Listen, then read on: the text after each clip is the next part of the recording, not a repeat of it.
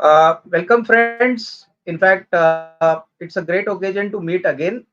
First of all, I would like to thank everybody who has joined the podcast. But before that, we would like to also thank all our Konexio channel subscribers because we have reached a very historical milestone of 20,000 subscribers. And we thank each and everybody, to all of you. Uh, our initiative is basically to add more value and insightful content to our viewers as well as for all the growing companies, and this is going to be a regular process from our side. So I would definitely add more value in this form. So to take this process further, we are now going to announce a new podcast which is going to start from today, and which is going to be called as Konexio Industry Insights. Now, this is going to talk only about the industry so that all our viewers can get a better perspective on the industry in which the company operates. Typically, we would like to also get questions from the viewers on the industry specifically so that the discussion becomes more meaningful and productive. And therefore, in our first series, which is the series which we are starting today and which we are calling it as Konexio Industry Insights, we are going to discuss the air cargo industry. And to discuss the air cargo industry, we've got a very distinguished panel. We've got Captain Deepak Parasuraman, who's the chairman and managing director of Afcom Holdings Limited. Captain Deepak, Hi. thank you very much for sparing your valuable time again with us today. We also have Mr. Kannan Ramakrishnan, who's the whole-time director of the company. Mr. Kannan, thank you to you also for sparing Thank you your so much. valuable time. Yeah. So without wasting time, I think let's start the discussion on the sector. Captain Deepak, very briefly and very elementary, so if you could tell us, how is the air cargo industry evolved over a period of time ever since COVID happened, and what are the key industry drivers which are going to actually help this industry grow significantly in future? So if you could please share your thoughts and begin. Yeah. So, firstly, thank you for having us on your show. One of the things which you have seen is that COVID has seen a rapid change in the production and the movement of cargo transportation. Growingly, the ASEAN markets have started becoming the production hub of the world, and it's growing at a rocketing pace. Large facilities are coming up across the region. I mean, there were traditional markets here and production centers like in Indonesia, Vietnam, etc. But now, Philippines, Cambodia, others have also joined in. High value or high precision assembly has gone up in countries like Singapore and Malaysia. So yeah, and these have also ended up as becoming trading hubs. So in all post-COVID, we are seeing that the ASEAN region has become the production hub of the world, and these are interdependent production. That is, as I said, the raw materials have come from some country within ASEAN region, semi-finished in another country, finished goods in another country, so forth. So the region is growing together very strongly. Okay, so so basically you mean there is a very strong kind of growth tailwind which is there in the air cargo industry and which is Very largely true. driven by the ASEAN markets. Fine. That's true. Captain Deepak, now the second question which is very important is that, if you could give us a little bit of flavor that which are the key sectors, which have contributed to the growth in the air cargo industry volume in terms of tonnage. I mean both imports, exports. As you rightly mentioned that today raw material is manufactured in some country, the finished product is sold in some other country. So typically if you could name few sectors, because I was just reading some documents, some news data, I was told that there is a host of manufacturing sectors plus e-commerce also has also taken off. So which could be the key sectors which have driven this demand, and which are the sectors you think are going to contribute to this growth in a significant way? So if you could please share this for our viewers. Yeah. So, firstly, if you look at key sectors, of course, as we said, manufacturing. And in manufacturing, also, as I told, the interdependence. Like, to give you an example, lithium ion batteries are imported into India, laptops are exported, textile and leather gets exported and bought back as shoes, bags, and garments. So it is across the board.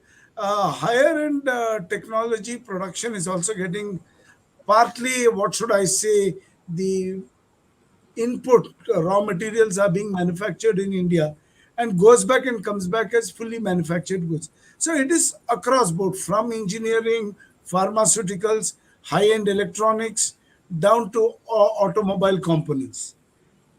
Okay. So I think you're It's a going to wide boast of. gamut. And, sorry. Yeah, yeah. I think you were saying something. I think you can continue. It's a wide gamut of it. And to throw it all, the air cargo industry has seen a extra boom thanks to the e-commerce. Okay, fine. That's a Understood. steadily growing load into hubs. Okay. No, no, understood. Captain Deepak, now tell me one thing. Like typically, after telling us which are the broader sectors, I was also reading some documents where I was told that the cargo industry is very much bullish, as you rightly said, on the Southeast Asian markets. Now, specifically, any reason why these markets have actually taken center stage? Why is it that you also feel that the ASEAN markets would be the growth engine for the air cargo, industry, especially for operators, operating from India? So if you could please tell us, what are the key advantages Indian operators have, and what is the size of the opportunity? If you could, give us some brief background. The fact is like this, that, as I said, that the ASEAN regions have become the production hub for the world, and there is an interdependence of cargo for these production centers. Raw materials from somewhere, semi goods, somewhere, finished goods, somewhere. So the cargo is a two-way movement of cargo. And all these, typically, let's take India, most of these production centers are within 5 hours flying range. So it is within a short range. The Western markets are invariably the markets where these cargo finally lands up, most of this cargo. So ideally, we are both the suppliers of raw materials as well as finished goods, two-way trade, and geographically we are well situated between the West and the East in the ASEAN markets. So that gives us a very strong advantage. And the fact is that traditionally freighter has been very, very low, and more so in this region. So the sudden growth, that level of cargo airline capacity has not grown in the region. Okay, So right. that's why for the next 3 to 5 years, we see that there's a massive capacity crunch which needs to be Okay, covered. okay. I think understood. Captain Deepak, now just some data points which I gathered. Indian air cargo market is still a very small market if you compare it with China or the US market. And I think, the kind of growth opportunities which we have, looking at our competitive advantage, definitely, this market is going to grow quite significantly. Most importantly, tell me that, in your personal assessment, what could be the kind of growth, for air cargo players over the next, say, 3 to 5 years? Can we say that, all these companies, despite, more companies coming in, because I was reading that apart from our company, that is, the company which is going to go public, Afcom Holdings, there are many companies here, Captain Deepak, which have already entered the market, existing airlines. These are companies which already have their independent cargo kind of capacities. Do you think that despite that, independent players like you, or maybe, like other, players, they will continue to flourish, and next 3 to 5 years is like a very strong kind of runway for all the players operating in the industry, especially for Indian cargo players? So if you could please share your thoughts. So if you look at the Indian cargo industry, I think the size of the pie is very large and the capacity available is very minuscule.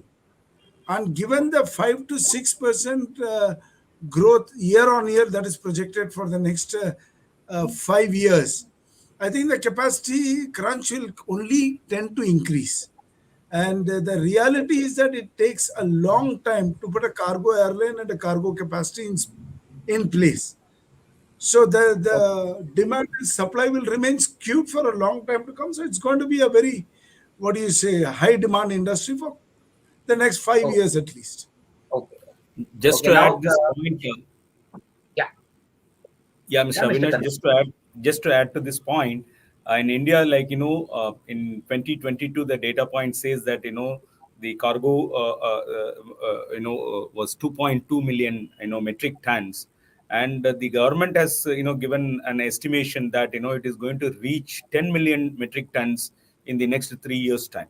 So that's the Okay. kind of the stupendous growth even the government is banking on. Yeah, yeah. I think very nice to know, Mr. Kannan. So it means the opportunity size and the market is extremely large. So there's a lot of headwind, I mean tailwind, to grow, and Yeah. obviously all the players will flourish. Captain Deepak, tell me one thing, like what is the role of technology in the air cargo industry? How important is technology? Does it play a key role for most of the players, and how critical is technology now, in this entire kind of scenario? The reality is now the technology is a key driver in any industry. And yes, we are making massive strides in technology input in the air cargo industry. The whole, the amount of back-end software, the amount of back-end cargo warehouse management, and the entire support logistics is driven by technology. We are, our ability to forecast, our ability to adjust our schedules, the entire operations is growing very rapidly. Of course, Okay. in terms of the infrastructure, we still lag behind quite a bit, but technology is able to, what should I say, currently help us overcome that. Okay. Okay. Fine. Uh, Captain Deepak, now on the capacity side, you said that we have minuscule capacity as of now, considering the kind of demand which we foresee. Tell me one thing, as of now, in terms of capacity, we are hearing that a lot of existing airlines are adding cargo capacities, cargo terminals are being added, existing companies are also adding new aircrafts. Now, tell me one thing, how do you see the demand supply equation? Do you feel that as far as the demand supply equation is concerned, the demand side would definitely be more positive because supplies are not going to come in that soon? Is it going to be a kind of a market where you'll have a reasonable amount of pricing power also? Because if supply is limited and demand is huge, that gives you good flexibility to convince the buyers or maybe the customers with better pricing kind of deal. So is this looking very much realistic, at least for the next say couple of years? That is true, sir. The fact is that the demand is far higher than the current supply in the market. And if we talk about the order streams of many airlines, which is there, which is very large, these are passenger airlines. And Ah, these do not, it's only belly capacity. There are ah, many cargo, which is the key cargo operating in this region, which cannot be carried by belly capacity. For okay, example, dangerous goods, even a laptop, anything containing a battery cannot be transported by a passenger airline. So exactly. the capacity is in high demand and will continue to remain so. Okay, okay. No, understood. I think everybody will try to build a niche, as you rightly mentioned. Obviously, that is where I think the differentiation will come in. Captain Deepak, now tell me one thing. One thing which is also important and challenging now is that I remember you telling me sometime back when we had a conversation that acquiring narrow-bodied aircraft is a big challenge. So how is it? How is the current scenario? Like any player who wants to add capacity, wants to buy out narrow bodied aircrafts. I mean, how is the demand supply equation abroad? Because obviously it must be taking a lot of time for you to identify the right asset, getting the right pricing deal. So will these challenges continue, or will there be some sort of some sort of facility, or maybe some sort of redressable arrangement where probably if it is the US, maybe you can go to Europe or you can go to some other country. Will this be a continuing challenge for existing players and for for players also who want to enter the industry? So is this going to be a very major block? See, there are two or three challenges, especially with the narrow bodied aircraft or any other aircraft. Point number one, these are all used aircrafts. So typically after spending 15, 18 years of its life cycle in a passenger aircraft, these aircrafts are purchased and get converted into freighter aircraft. So the critical problem is to identify the right passenger aircraft. There are only about 7 or 8 centers in the world where you can convert these aircraft from passenger to freighter. There is a Okay, fairly long lead time to get the parts and the components for the conversion, and thereafter after the actual conversion and certification. So we are looking at identifying an aircraft today which will become a freighter aircraft 1.5 years down the line. So okay, that becomes a major challenge to add capacity very quickly. okay, and the, okay. and just to add to his point, and the conversion also comes with the significant capital to be deployed by the lessors. So they have to offer and front load with a huge capital, and they have to wait for 1.5 to 2 years to get the aircraft converted, then place it on lease with some client. So that's what makes it even more difficult. Okay. I think, thank you, Mr. Kannan. Now, Mr. Kannan, one important question, which is little financial in nature. Typically, is this industry a very highly asset intensive industry? And, typically, what is the component of fixed cost in the overall business? Like, when we talk about any industry, either the industry is asset light, working capital intensive. But in our industry, if you could tell us, what is the key variable to basically run this business successfully? Is it like you get the right aircraft at the right price, you have a decent amount of efficient working capital management, and then the aircraft, obviously the business generates positive cash flows. I remember you telling me that the load factor is also equally important. Now, which are the key variables in this industry, so that investors could understand this industry better from a financial perspective? Because this industry is new, Mr. Kannan. So Yeah. typically people would love to know, what kind of variables should they look at when they analyze, companies which operate in the air cargo sector. So if you could please share your thoughts. Yeah, so this is is a asset light industry only, because the aircraft assets are not owned by the operator. It is typically taken on a long term, the operative lease, and but the capital deployed is on account of the lease rental deposits, and then the entry into service cost, which includes the customs duty for while importing the aircraft, then the insurance, and certain amount of component modification, whatever it calls for. So these are all the capital is required when an aircraft is identified and sourced actually. So otherwise it is a asset light model, and Okay. but it is a working capital intensive business, because there is a credit cycle is involved, and the freight forwarders, IATA registered freight forwarders, they enjoy certain period of the credit as per the norms, and that is something which makes it this industry as a working capital intensive industry. Okay. Acha. Now, Mr. Kannan, one thing also which I wanted to understand is that typically, what's the normal break even in this industry? Like when you buy, let's say, I mean, industry player buys a kind of a narrow bodied aircraft.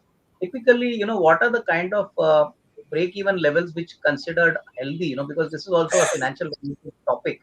Uh, I think I want to bring down in this conversation. That typically, what There, is the kind of normal break even which a player targets? Because obviously it depends on the category of product you carry, the geographical location you carry, and as Captain Deepak said, if you make more number of flights and shorter duration flights, then the break even happens faster. So is it a combination of all this which helps our break even happen faster? I mean, for a player operating in the air cargo business.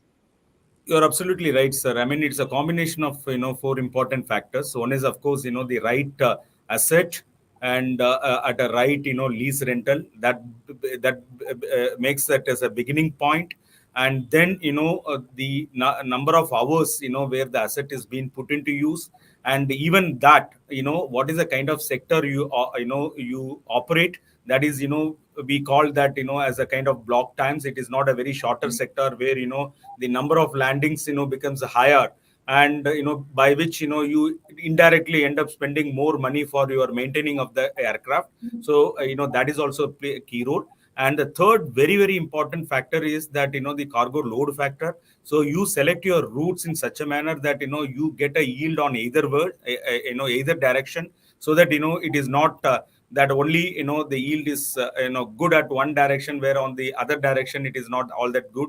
So that is also plays a very important factor. And the fourth important factor is to keep an eye on your downtime, so that it helps you to optimum utilize your asset.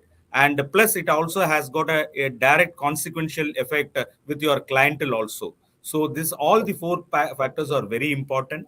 And other I mean the fixed cost on this business is your lease rental deposit, I mean your lease rental, your insurance, and your crews, the emoluments, and your airport, the ground handling, the other related costs. These are all your fixed costs. So this Okay. fixed cost get amortized when you make utilize your asset to a optimum level.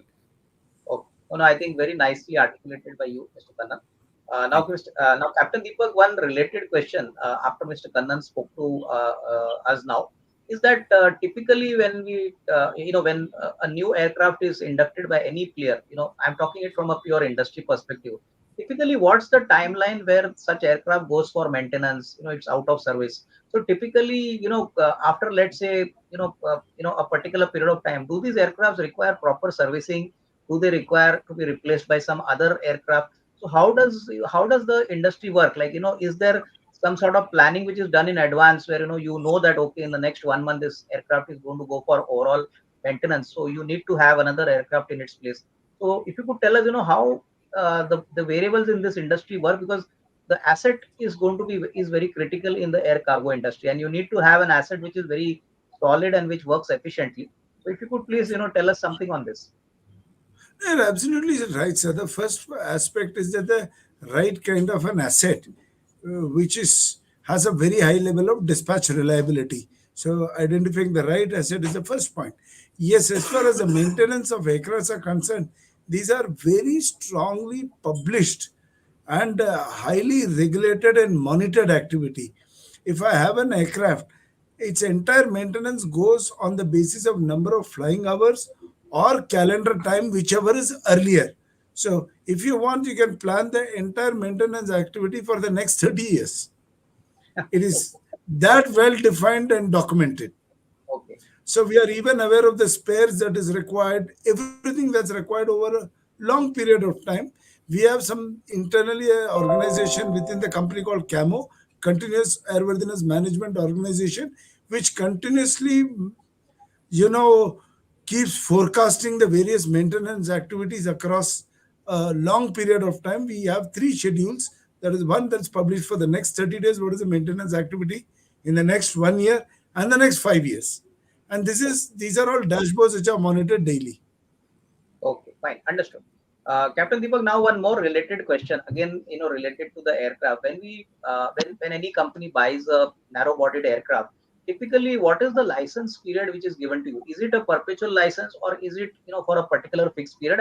And who monitors this? Like, is it the Airport Authority of India, or is it some international agency? You could please tell us. No. So when an airline is issued an operating license, these are for perpetuity as long as all the regulatory requirements and statutory requirements are being maintained. There are three levels of scrutiny that happens. There's a continuous scrutiny by the Director General of Civil Aviation with regard to maintenance, engineering, and operations. The Bureau of Civil Aviation Security maintains a strict control of how the security procedures in the airlines are carried out. And of course, the airport authority with regard to the slots and how you are actually operating the aircraft. I mean, how good Okay. your landings or takeoffs are. Okay, okay, understood. And one more thing which now is very important, and which I thought is a very important topic to ask you, Captain Deepak, is how important are the employees and the kind of skill sets we require, because this is a very kind of a specialized activity. So first of all, tell me, how does a player actually look at obviously getting the right staff, getting the right obviously the asset which is going to run these assets, and secondly, is this a challenge now for many players operating in the air cargo industry? Like, are skilled people available in India, or possibly there is a little shortage there? And how is this factor being handled by most of the industry players which operate in the air cargo industry? So you're right, sir. Like for any industry, the people are the critical success factor. As David Ogilvy said, a collection of giants is what builds a giant company. Yeah. Having said that, you're right. This is a very niche industry, very technical by nature. So yes, skilled manpower is very critical. Skilled and experienced manpower is the key to this success of this business. And like any other industry, skilled, experienced manpower is always a shortage. We have two advantages here. The aviation industry has become global long back, that we have the access to the manpower across the world. So that is one good advantage we have. And as a matter of fact, one of the finest engineers and pilots are today Indians. Okay. We Right. say it is a tinge of pride, but we have Okay. got amazing amount of skill in our country in this arena. Okay. Now, one macro-related question, Captain Deepak, because we now have understood, how this industry operates. Tell me one thing that typically, as far as India is concerned, we have been reading that India has got some inherent competitive advantages as far as the air cargo industry is concerned. And as you rightly said, at least catering to the ASEAN markets. Now, can we expect that over the next say, 3 to 5 years, India continues to retain, this competitive advantage because there are already many low-cost countries. We hear Vietnam, then smaller countries also now are, obviously coming up. So will India continue to enjoy this competitive advantage, and obviously that will help most of the air cargo players to flourish. What is your assessment? I mean, we just wanted to know on ground, what is your thought process? Will India continue to get this tailwind for a very long time for the air cargo industry? So, sir, I believe that India is going to continue getting this, and it's only going to get better in the next 3 to 5 years. And I think that the principal reason are three or four. One is the geographical positioning of India.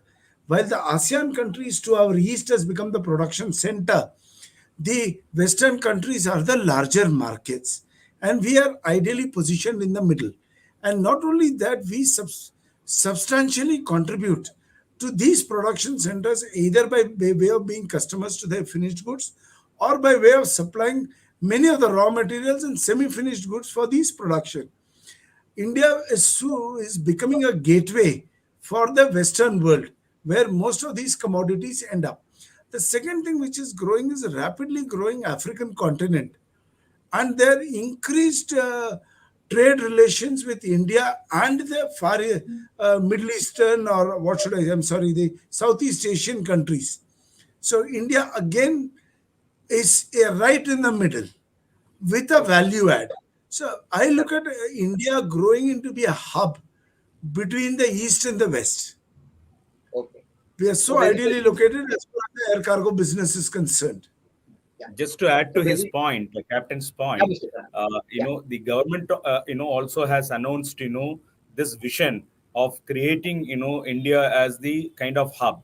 See, typically what the Middle Eastern countries like Dubai, Qatar, or, Abu Dhabi, how it has evolved as a kind of a major, transshipment hub.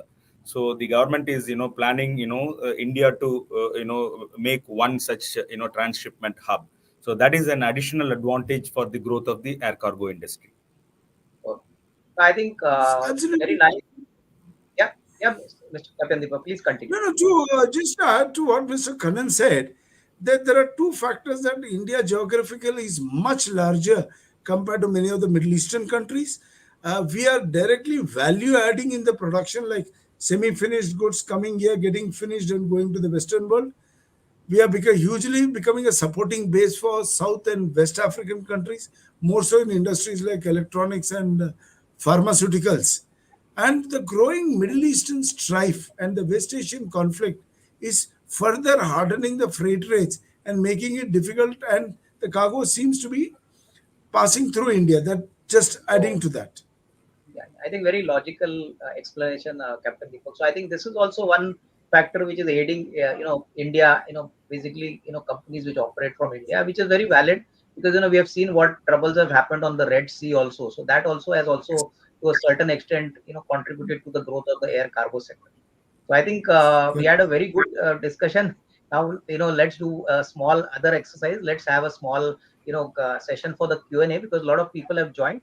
So we can Sure. take a few questions, Captain Deepak and Kannan, because, I Sure. think broadly we have discussed the industry very well, but few questions which probably some investors have on the industry. I think they would also get a chance, if possibly you could answer some of the few questions and we can take it forward. Sure. Sure. Yeah.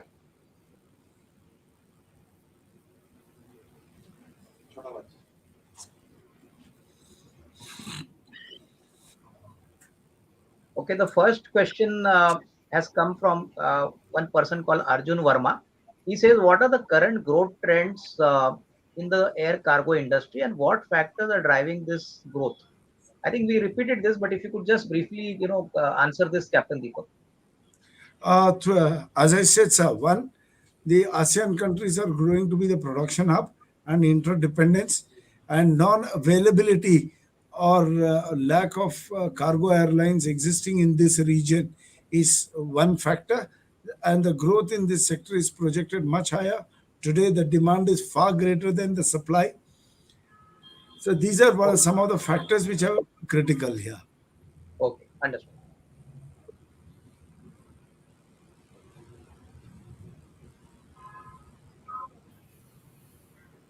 Okay, the second question which has come in is, which are the major airports in India, uh, such as Delhi, Mumbai, how important do they play in the air cargo network? That's the question.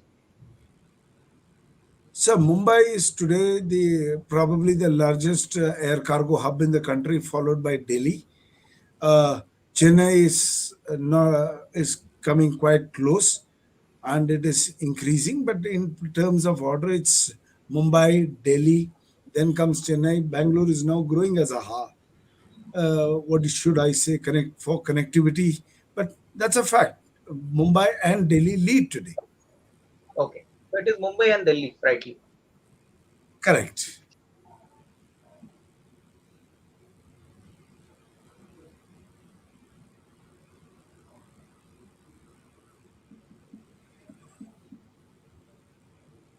Okay, uh, this is a question from another investor. How are cargo companies adapting to the increasing demand for faster and more reliable delivery services, especially in the e-commerce sector?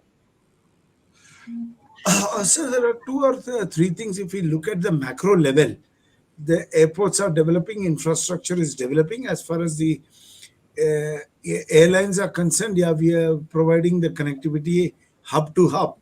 And then the warehousing, private warehousing around these airports, the wide trucking networks for distribution and collection is growing. But yes, the requirement is far greater than the supply that is available today. Okay, We are not able to match with the speed at which the e-commerce industry is growing. okay. So basically, there's a huge kind of catch up to be done, and obviously, demand Exactly, is sir. running very high. So I think it's going to be, at least in a country like India, Captain Deepak. It's always a challenge. Infrastructure takes off. Obviously very slowly, and it's not something which happens overnight. That's Sir, I will say the infrastructure is not growing slowly, but the market is growing much faster than the Exactly, infrastructure we are able to put together. exactly. I think that's good for the air cargo industry, because see, this is a new industry. People are not aware of the potential, but now having spoken to both of you, I think very clearly there is a huge demand pull, and I think which is very logical now. If you save freight cost and logistic cost for the customer, I mean obviously air cargo is definitely going to be in demand. True. True, very true, sir. Yeah. Okay. Next question is, how does the cargo industry handle the transportation of of specified or hazardous goods, Specialized. ensuring safety and compliance with international standards? So, as far as the airline industry is concerned, it's highly regulated, and there is very, very clear written down procedures, processes, training, and monitoring for movement of any type of cargo, both as far as hazardous, dangerous goods, right from the airport to every aspect is well documented. There is a specific training and continuous monitoring happens. Okay, fine.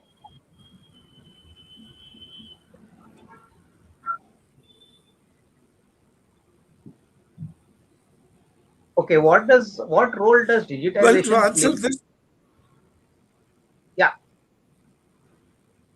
yeah, Captain Deepak, you can continue.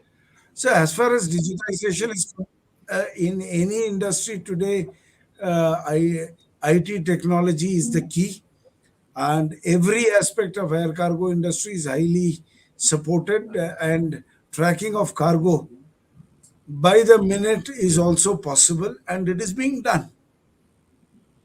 That is the Okay, only infrastructure part of this industry which is growing faster. okay, okay, fine.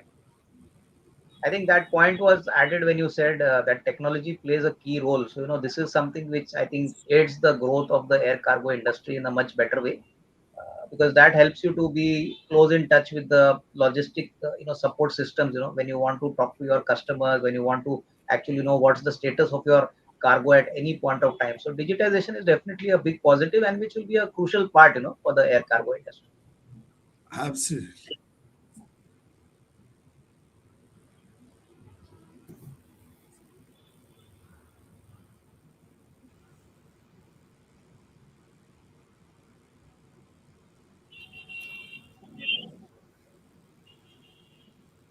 Yeah, if I can take this, the air cargo industry supply chain disruptions again is only limited to the infrastructure not able to keep up with the pace of the demand in the market. Yes, there's a lot of work that's happening on the infrastructure. Technology is also helping and supporting in this.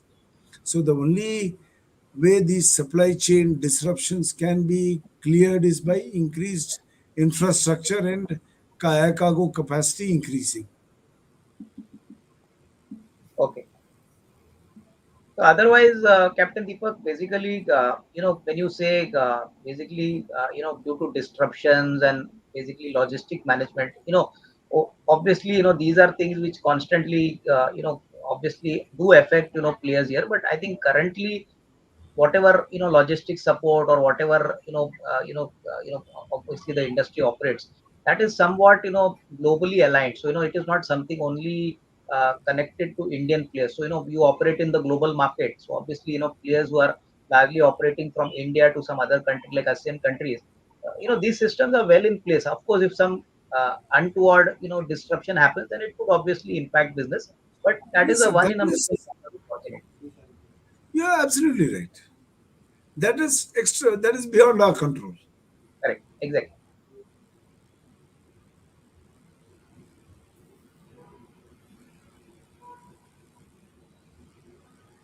Well, as I said, there are only two challenges: matching the infrastructure to demand and raising the capacity required closer to the demand. Yeah. So there is no other challenge in the sense except these two challenges, Captain Deepak. Nothing is going to stop anybody to grow in the air cargo industry. I think which is very That's evident. Hopefully, if everything, all the variables remain more or less positive, I think business will continue to flourish. Right? flows. Very true, very true.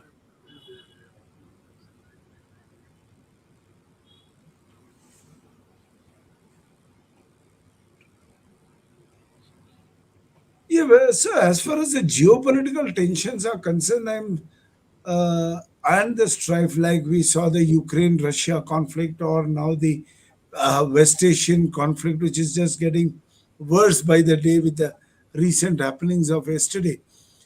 With a bit of apology, I would like to say that this actually is like a bonanza for the air cargo operators, because freight rates just are hardening by the day. Exactly. Navigation on Red Sea, Suez Canal is Yeah. becoming difficult. So this Yeah. region is just profiting out of the strife. Okay. Okay. So I think indirectly it's a blessing Sorry in about disguise. that being blunt. No, no, I think without, of course, taking the humanitarian view, but I think Yes. clearly, you rightly mentioned that these are kind of opportunities which obviously, obviously the air cargo players who run the business will obviously, get the benefit of better pricing, and that will That's obviously get reflected, which is demand supply driven. So it's a fact of life. I mean, Red Sea, route has now got badly impacted, so that obviously opens up a lot of opportunities for the air cargo sector. So anyway, Captain Deepak that's and Mr. Kannan, thank you very much. I think we had a very insightful discussion, and we could understand the industry better from veterans like you. So thank you very much. And again, from my side, best wishes to you, your entire management team. And I do hope that in future, the air cargo industry and you as a company also flourish properly. And definitely, I think we can take investors in this growth journey and reward them quite quickly. So thank you very much. Thank you, Mr. Thank you, sir. Avinash, Thank you and very much for having us. thank you Thank for you. having with us. And we also wish you all the best and congratulations on your achievement of that significant milestones of Thank you. 20,000 plus. viewers, Yeah. what you have mentioned in the beginning. Thank you. Thank you. Congratulations. Thank you. Thank you. Thank you very much. Bye bye. Thank you.